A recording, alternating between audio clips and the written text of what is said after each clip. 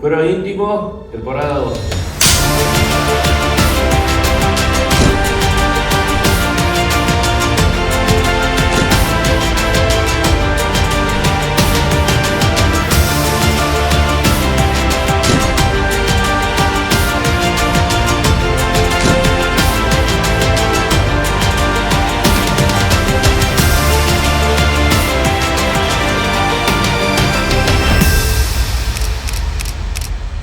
Bienvenidos a un nuevo capítulo de Fuero Íntimo. Hoy con nosotros Luis Pizarro. Bienvenido, Luis. Gracias por la visita. Por favor, gracias a vos. Un gusto tenerte con nosotros. Un gusto.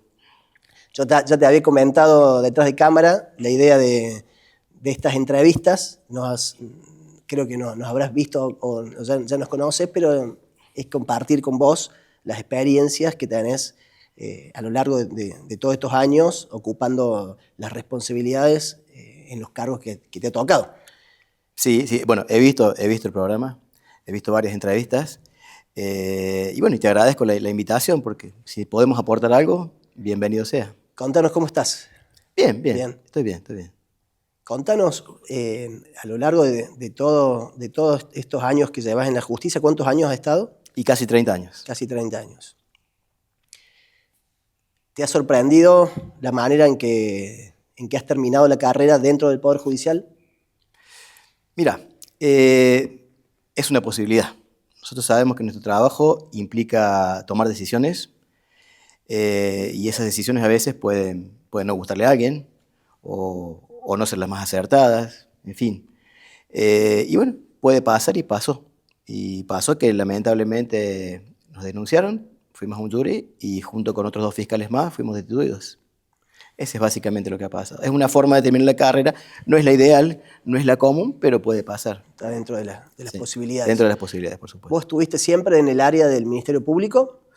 No, bueno, estuve en varias áreas. Yo entré al Poder Judicial primero a una Cámara del Crimen, después pasé a una Fiscalía de Instrucción, después estuve 4 años en capacitación, estuve 4 años después en un tribunal administrativo, que es el Tribunal de Conducta Policial, a la fecha en que se creó. Fuimos los primeros. ¿Ese tribunal depende del Ministerio Público? Ese tribunal en ese momento dependía del Poder Ejecutivo, del Ministerio de Seguridad. Bien. Hoy depende del Ministerio Público. Es otro tribunal distinto que depende del Ministerio Público.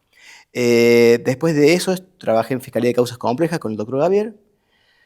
Me convocaron para ser secretario de narcotráfico cuando comienza la desfederalización y empezamos a trabajar en narcotráfico en la provincia de Córdoba en el año 2012.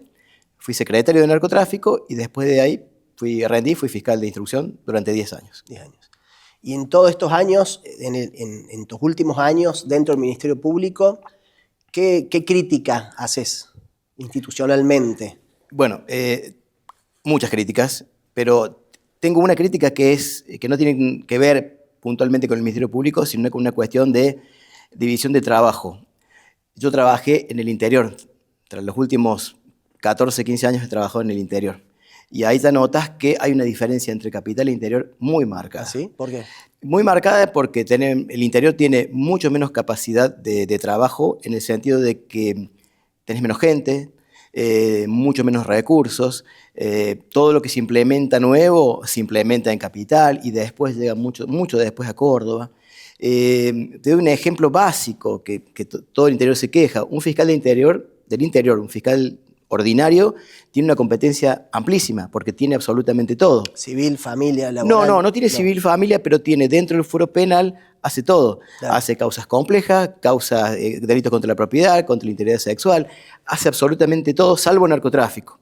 Entonces, ¿qué pasa? Vos tenés un fiscal que tiene menos medios, digamos, muchos menos medios, materiales y humanos, porque cuando en Córdoba vos tenés 2 secretarios, en el interior tenés 1, y cuando en Córdoba tenés 3 prosecretarios, en el interior tenés 1 también. Eso genera una serie de conflictos y de problemas para el que trabaja ahí. Por ejemplo, los turnos son de 15 días. Voy a hablar de Río Tercero, donde hay 2 fiscalías ordinarias y una de narcotráfico. Las fiscalías ordinarias entran cada 15 días de turno. Ese turno lo tienen que manejar con un prosecretario y un secretario. Nada más, no hay otra cosa. Entonces, cuando la fiscalía ordinaria sale del turno, no alcanza a sanear un turno que te entra nuevamente. Y es una constante, es así. En capital no pasa eso. En capital hay más gente y más posibilidad de trabajar de otra manera. Y otra cosa que también tenés en capital, muchas unidades judiciales, mientras que en el interior no tenés unidades judiciales en todos lados.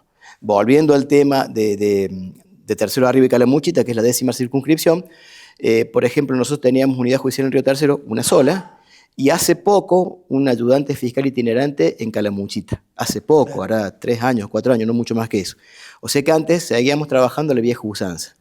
Y por darte un ejemplo mayor todavía, la ciudad de Río Cuarto, la mitad de la ciudad tiene unidades judiciales, la otra mitad sigue trabajando como antes. ¿Con la policía? Con la policía, con las comisarías, con el sumario en la policía, que después te lleva todo un trabajo doble porque hay que ratificar todas las declaraciones, en fin, es complejo. Ese es un problema que veo en el Ministerio Público que se debiera solucionar. Y después otro problema que tenemos es que, bueno, como te decía, el fiscal está atosigado con un montón de causas y nos pasa lo que nos pasó a nosotros, es decir, Fiscalía General te deja trabajar, pero si no les gustó cómo trabajaste, el problema lo tenemos nosotros. Eso es algo que a nosotros nos pasó y que debía reverse. O sea, vos necesitas más seguridad para trabajar y los fiscales yo veo que están trabajando con mucho miedo porque no saben qué puede pasar. ¿Hay miedo en las fiscalías? Hay miedo porque vos cada vez que firmás algo no sabes qué puede pasar. El ejemplo de lo que pasó ahora con esta chica que mataron, en el cual intervino el doctor Garzón, es un ejemplo claro. Si vos sos muy dirigente, tratás de llegar lo más rápido posible, pero si el resultado no es el políticamente correcto o el deseado, ya el problema lo tiene el fiscal. Y eso a veces no se entiende y nos genera un problema. A mí no me lo genera tanto como narcotráfico, porque en narcotráfico no trabajamos con flagrancias, sino que trabajamos sobre causas que vamos investigando en el tiempo. Entonces, cuando nosotros llegamos al final de una causa, ya la tenemos totalmente probada. El broche de oro es un allanamiento y si corresponde una detención o no. En cambio, en las fiscalías ordinarias no sabes con qué flagrancia te vas a encontrar. Y sabes cómo empieza, pero no sabes cómo va a terminar. Eso genera situaciones de mucho estrés en los fiscales. Eso es las dos críticas que yo tengo, ¿no? O sea que el delito cometido en el resto de la provincia es investigado, perseguido de una manera distinta que en Córdoba. Básicamente es perseguido igual, pero con menos medios.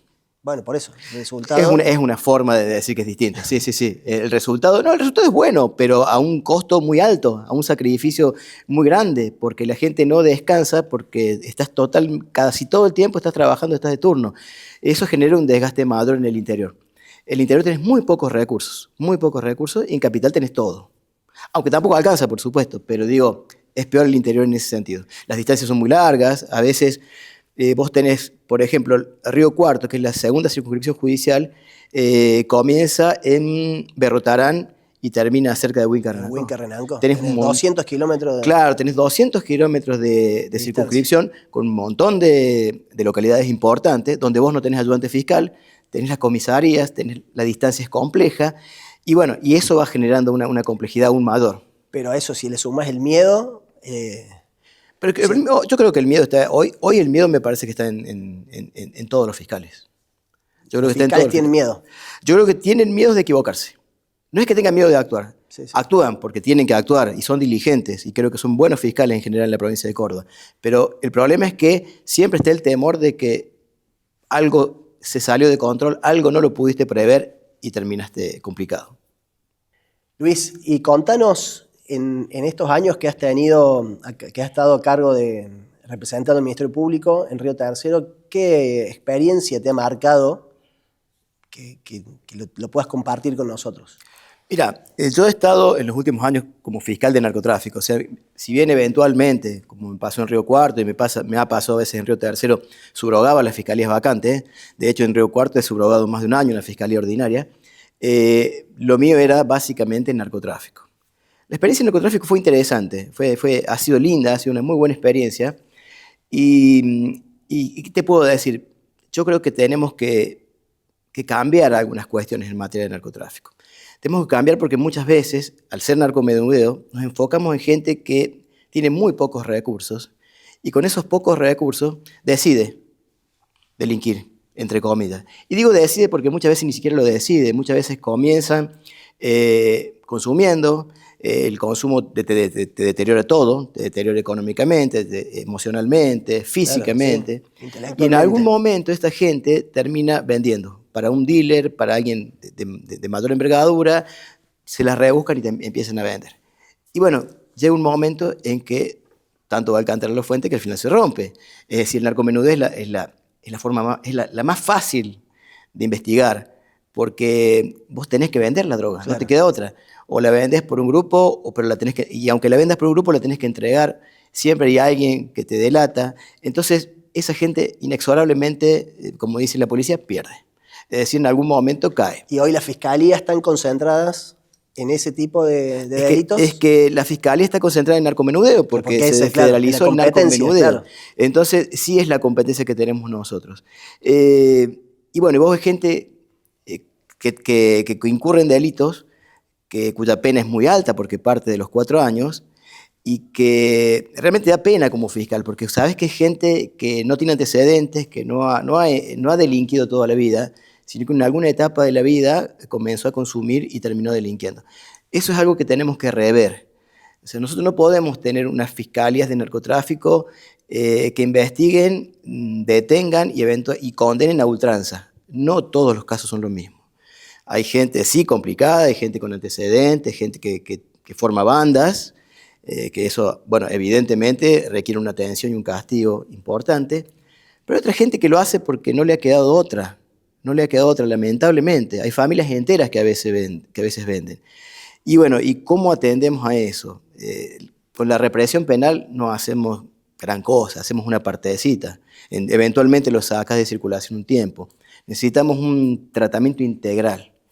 Está evolucionando un poquito eso. Este año se creó el Tribunal de Tratamiento de Drogas. Bueno, yo ya me fui del Poder Judicial y es muy pronto para evaluar resultados. Pero lo mismo, vuelvo a la realidad interior capital. Seguramente en capital va a andar muy bien y probablemente en el interior no. Es decir, tenemos que buscar alternativas. Yo como fiscal intenté siempre buscar alternativas, armar un... Por ejemplo, ¿qué? Ya te cuento, armar un protocolo sui generis que se los bajaba a las chicas que trabajaban conmigo. Por ejemplo, en Córdoba tenemos a nivel ejecutivo la Red de Acceso a las Adicciones de Córdoba, la RAC. En cada localidad hay una RAC, no en todas, pero en muchas hay. Entonces, ¿qué es lo que hacíamos nosotros? Buscábamos todas las direcciones de la RAC y los testigos que venían a declarar como testigos y nos planteaban que estaban insertos en un problema de consumo, nosotros en la declaración al final le hacíamos conocer que la RAC, que a esta persona le correspondía, era tal domicilio, tal teléfono, y le decimos, por favor, no es voluntario, claro, pero acércate, porque mucha gente nos decía, sí, estoy con esta problemática, pero no puedo salir. No tengo una estadística de cuántas personas fueron y cuántas realmente, aparte de haber ido, se rehabilitaron, lo desconozco. Pero bueno, es un pequeño granito de arena que nosotros le poníamos y que creo que las otras fiscalías no lo hacen. Otra cosa que nosotros hacíamos también, que también es raro esto, ¿no? Este es más raro todavía. Cuando una víctima que venía a declarar decía, mira, yo no consumía, pero este tipo que ustedes han detenido me introdujo al consumo, me llevó a consumir y estoy consumiendo porque él hace un tiempo me vende. claro. Bueno, lo que hacíamos, le ofrecíamos, más allá de ser un delito contra la salud pública, o sea, de peligro abstracto, le ofrecíamos lo mismo, la posibilidad de que se constituyera como querellante si quería. Entendíamos que esa víctima no la podíamos dejar así. Bien. No alcanzaba con la RAC. Como esas dos pequeñas cositas que hacíamos nosotros, hay muchísimas más. Yo creo que debiéramos empezar por un acercamiento criminológico en cada caso para ver las circunstancias de cada delincuente o de cada imputado, vamos a llamar así. Porque si no, es una línea de montaje que no sirve. Realmente no vamos a hacer nada con eso, vamos a seguir generando más imputaciones, más detenciones, más FPA, más fiscalías, pero con eso no vamos a resolver el problema. Al menos el problema del narcomenudeo no lo vamos a resolver así. Y te lo digo con una experiencia de 10 años de fiscal. Bien. En base a esto que me decís, lo que conversamos detrás de cámara, este menudeo delictivo en materia de narcotráfico sería como una barrera legal que marcaría la competencia de los fiscales, sí. Porque no podés ir más arriba. Claro. Entonces, es como que el fiscal de droga en la provincia solamente se puede hacer cargo de perseguir los delitos de narcomenudeo. Sí. ¿Y crees que con el resto de los delitos, el problema que tiene el Ministerio Público que se encarga del menudeo de los otros delitos y ahí no puede ir más arriba? ¿Se entiende la No te pregunta? entiendo la pregunta. En menudeo lo entiendo bien. Sabemos Bien. que partimos de una cantidad X. El chiquitaje Sí. delictivo en materia de droga Sí. está marcado por ley. Sí. Ahora, el chiquitaje del resto de los delitos, ¿no crees que también hay Y yo creo que se han hecho muchas cosas al respecto. Tenés la posibilidad de disponer de la acción, tenés la suspensión de juicio a prueba cuando es algo pequeño. Lo que yo creo, y el problema más grande que tenemos, que eso sí lo diferencia del narcotráfico, es que el chiquitaje o las fiscalías que trabajan, las fiscalías ordinarias, Sí. trabajan sobre el hecho consumado, sobre la flagrancia. Nosotros debiéramos ver la forma de prevenir esos hechos. ¿Te das cuenta? Es decir, te doy un ejemplo. Cuando a mí alguien nos denunciaba del 0800 que estaban vendiendo droga, nosotros automáticamente empezábamos a investigar. Investigamos, hay investigaciones que te llevan 2 meses, otras que te llevan 1 año, pero llegábamos a un resultado. A veces ese resultado coincidía con una flagrancia porque los deteníamos haciendo Claro. una venta, pero no era, digamos, lo que a nosotros nos interesaba esa flagrancia, sino el resultado de toda una investigación para llegar O sea que vos concebís un proceso penal con un tinte preventivo. Yo creo que la investigación tiene que adelantarse. No nos vamos a adelantar nunca, por supuesto. O sea, no nos podemos adelantar a una persona que en la calle le pega un tiro a otra por una discusión de tránsito. Pero yo te doy ejemplos. Personas que roban autos. Hay organizaciones. Y a veces las organizaciones esas las encontramos cuando de casualidad en un control encontramos el auto robado y detuvimos a 2 y empezamos a investigar. O personas que desarman autos, o un montón de delitos. Yo creo que nosotros necesitaríamos una policía judicial que trabaje como trabaja la FPA, que es una forma de policía judicial también, y que vaya más allá del hecho flagrante, que pueda prevenir. Me parece que eso nos haría falta y aparte capacitar a la gente para eso. ¿Te das cuenta? Creo que eso es muy importante. Recién yo te preguntaba las críticas hacia el Ministerio Público y me queda preguntarte en la justicia, al área judicial. ¿Cuál es tu crítica del Poder Judicial en general? Mira, yo te voy a contar algo que no lo conté nunca o lo he contado muchas veces. Yo creo que nosotros tenemos un problema organizativo gravísimo que nos genera un costo muy alto. Y te lo voy a marcar en un proyecto que yo tenía en Río Tercero. En Río Tercero nosotros tenemos 3 fiscales de cámara y 3 fiscales de instrucción había en su momento, o sea, narcotráfico y 2 más. Y una jueza de control y un fiscal de cámara.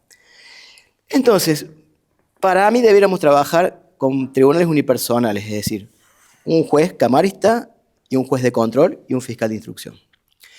¿Por qué? Porque el fiscal de instrucción podría continuar la causa con ese camarista y con ese juez de control. Y si me controla ese juez de control, podría ir a otro juez de control. Es decir, tendríamos 4 jueces de control, 4 camaristas y 4 fiscales. Eventualmente, si vos tenés que hacer un juicio integral colegiado del tribunal, esos 4 jueces que están trabajando se pueden juntar. Claro. ¿Te das cuenta? Eso generaría para mí, eso más la oralidad, generaría ir Otra mucho dinámica. más rápido, mucho más rápido. Pero ojo, porque las dinámicas nuestras a veces son un tablero de ajedrez. ¿Qué te quiero decir con esto? Si yo voy muy rápido y hay muchas detenciones, va a colapsar Bower. Entonces yo tengo que ir a un ritmo que me permita contener este ritmo, ¿viste? Y si la policía trabaja de otra manera y trae cada vez más causas, yo necesito que las fiscalías también se vayan acomodando a eso. Es decir, nosotros tenemos un delito que crece de 2 maneras. Crece circunstancialmente por cuestiones sociales y crece por el crecimiento vegetativo de la población. Y a veces no alcanzamos nosotros, los operadores judiciales, a responder a ese crecimiento. Entonces, creo que debiéramos ver la forma, eso obviamente es una apreciación mía y requiere reformas legislativas y demás, de que las cámaras sean más dinámicas, me parece a mí. Creo que esa es una forma, pero es una opinión personal, por supuesto, ¿no? En el interior creo que se podría aplicar y seríamos más rápidos. Bien. Yo la crítica que te preguntaba, me interesa conocerte esa posición. Yo te pregunto más macro. El Poder Ajá. Judicial. ¿Crees en la justicia? Si creo en la justicia. Sí. Y la verdad que no. La verdad que no. Como formalidad, sí. Bien. ¿Y Como por qué? formalidad, sí. ¿Por qué no crees en la justicia? Porque, como te digo, nosotros estamos metidos en una maraña burocrática que lleva tiempo y que eso atenta contra la justicia, contra la verdadera justicia. Formalmente hacemos justicia, pero no estoy tan seguro de que sea justicia real, una justicia verdadera. Creo que nos perdemos por ahí en la burocracia, nos perdemos en algunas cuestiones que no tienen nada que ver con la justicia. Por ejemplo, Y por ejemplo, como te decía, ¿cuál es la cifra negra de delitos que tenemos en Argentina? No vamos a hablar de Córdoba. Ni la conocemos. Suponemos. Y vos fíjate cómo es esta especie de dominó, no dominó, sino de efecto cascada que tienen las causas.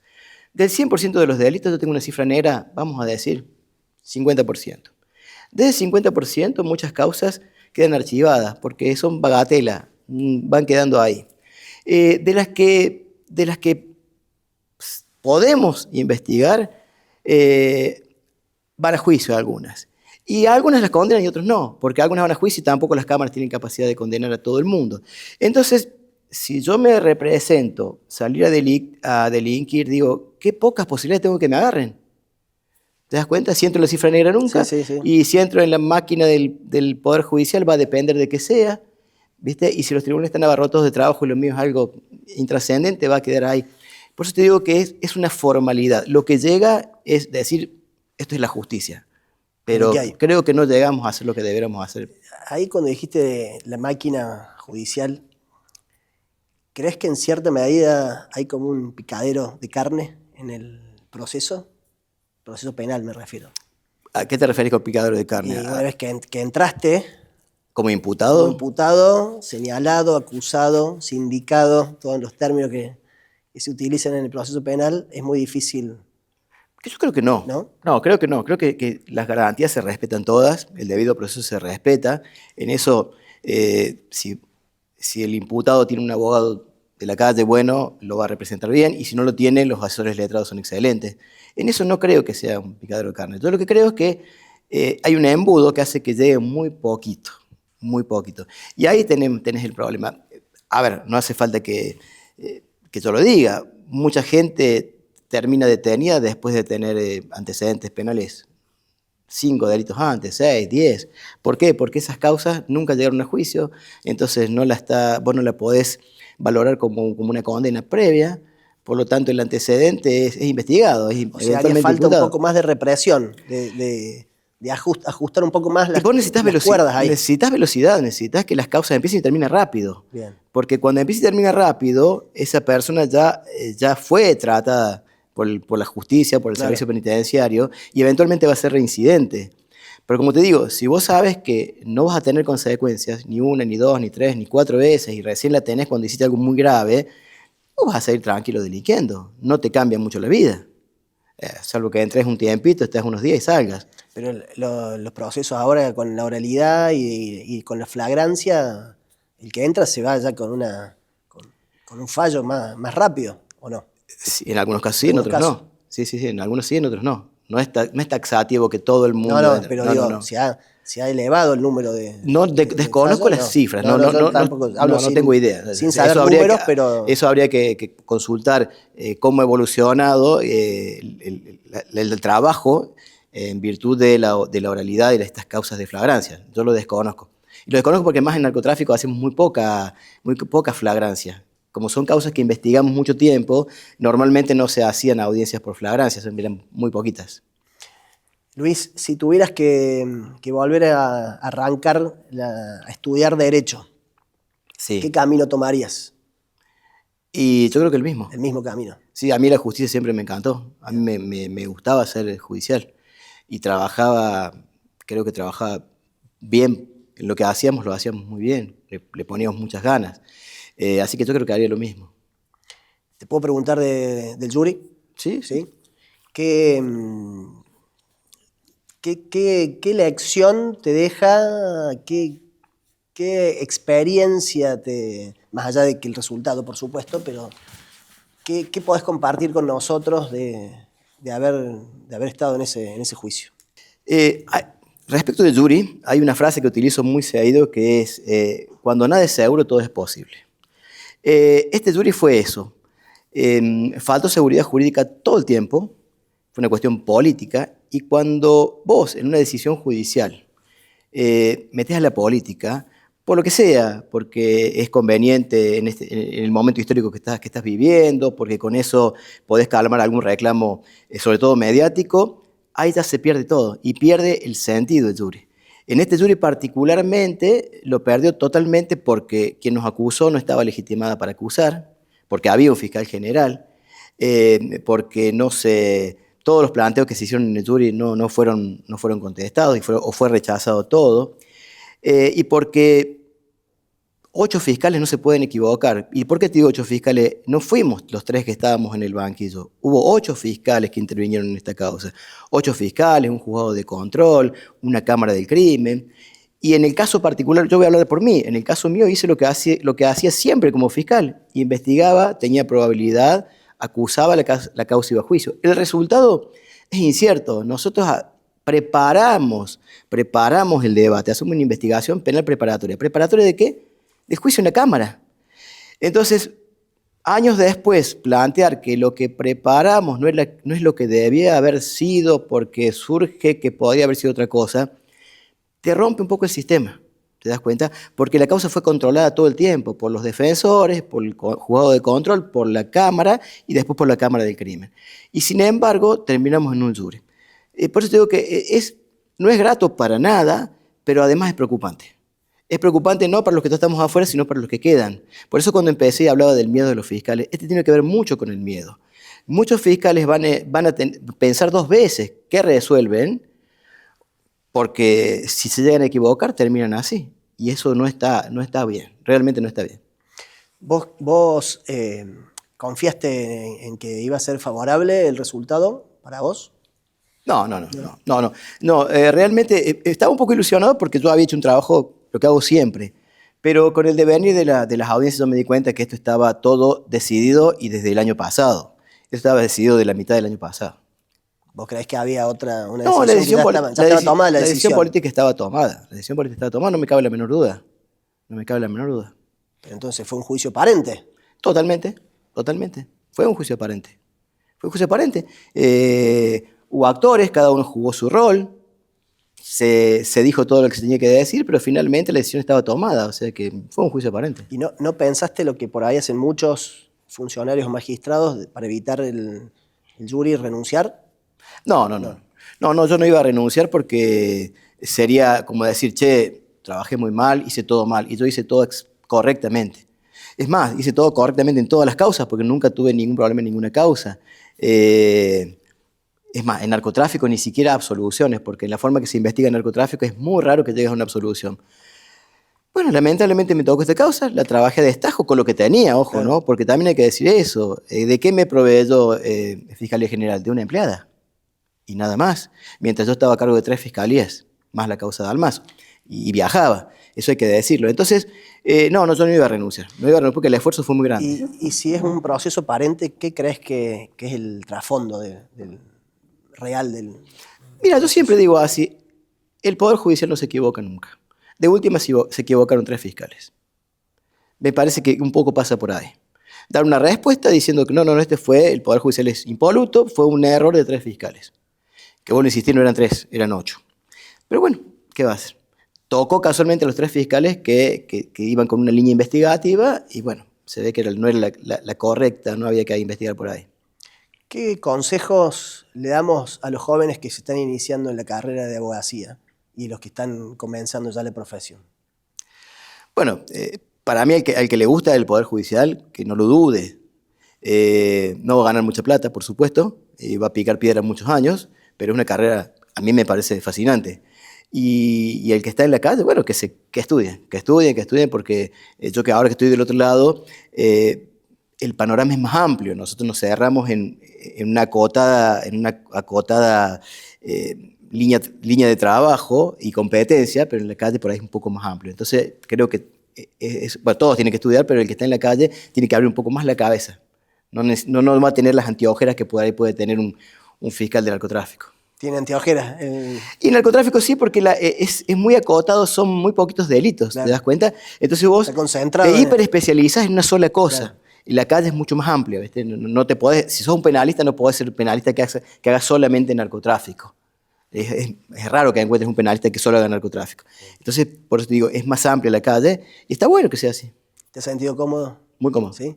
Bueno, contanos, ya para cerrar, Luis, ¿quién sos cuando nadie te ve? Cuando nadie me ve, y soy un padre de familia, tengo una novia y bueno, soy un tipo común, nada más que eso. Bueno, gracias, Luis. No, por favor, Queda gracias a vos. Lo último del programa es hacerte entrega. Gracias, Dieguito. Bueno, te hacemos entrega de este presente simbólico, Bueno. grabado con el nombre de nuestra Fundación Club de Derecho. Muchísimas el gracias. programa Foro Íntimo y tu nombre, acá. Muy bien, muchas gracias, muy amable. Es un regalo simbólico Sí, que sí, sí. a todos los invitados les explicamos que simboliza la inteligencia, Bien, que es con la que han moldeado y han canalizado toda esa fuerza, esa pasión y esa energía en donde se han desenvuelto y han dejado su huella. Ahí. Así que por eso es que hacemos entrega Bueno, muchísimas gracias, del cincel. Un gustazo y muchas gracias por la gracias. visita. Un Luis. gusto.